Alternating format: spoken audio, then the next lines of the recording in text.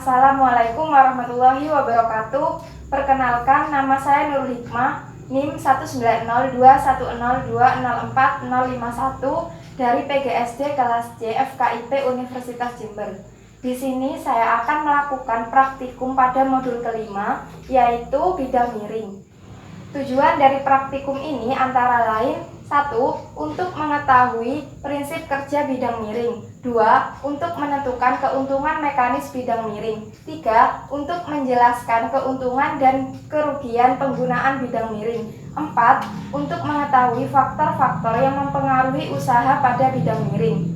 Alat dan bahan yang dibutuhkan pada percobaan ini antara lain: kit bidang miring, balok kayu sebagai beban 1 dan beban 2, timbangan,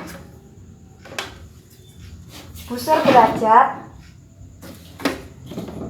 penggaris, dan neraca pegas. Langkah pertama yaitu menimbang beban 1 dan beban 2 secara bergantian menggunakan timbangan. Yang pertama, menimbang beban 1. Kemudian, lihat skala yang dituju oleh timbangan dan catat pada lembar hasil pengamatan. Yang kedua, menimbang beban 2. Kemudian, lihat skala yang ditunjuk oleh timbangan dan catat pada lembar hasil pengamatan. Langkah selanjutnya yaitu mengukur tinggi, panjang lintasan, dan besarnya sudut pada bidang miring. Pertama, mengukur tinggi pada bidang miring. Kemudian, catat pada lembar hasil pengamatan.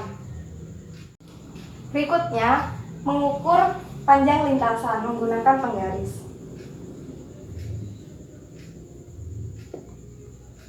Kemudian, catat pada lembar hasil pengamatan. Selanjutnya, mengukur besarnya sudut pada bidang miring menggunakan busur derajat.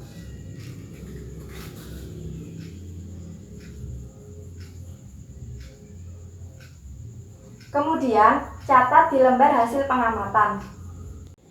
Langkah selanjutnya yaitu mengaitkan beban 1 dan beban 2 secara bergantian. Pertama, mengaitkan beban 1 dengan neraca pegas. Letakkan mulai awal, kemudian angkat tanpa melalui bidang miring ke ujung atas bidang miring. Lihat skala yang ditunjuk oleh neraca pegas. Kemudian catat pada lembar hasil pengamatan. Kemudian mengaitkan beban 2. Mulai dari awal bidang miring. Kemudian angkat tanpa melalui bidang miring ke ujung atas bidang miring. Lihat skala yang ditunjuk oleh neraca pegas. Kemudian catat pada lembar hasil pengamatan. Menarik beban 1 dan beban 2 menggunakan neraca pegas melalui bidang miring. Yang pertama, mengangkat beban 1 melalui bidang miring.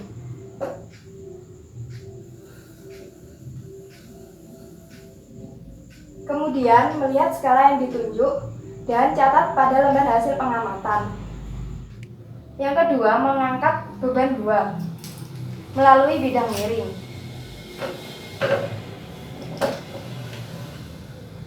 Kemudian, lihat skala yang ditunjuk oleh neraca pegas dan catat pada lembar hasil pengamatan.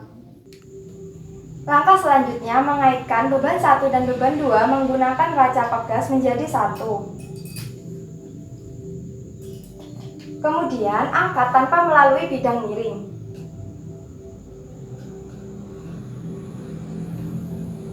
Lihat skala yang ditunjuk oleh neraca pegas dan catat pada lembar hasil pengamatan. Kemudian, mengangkat beban menggunakan neraca pegas melalui bidang miring.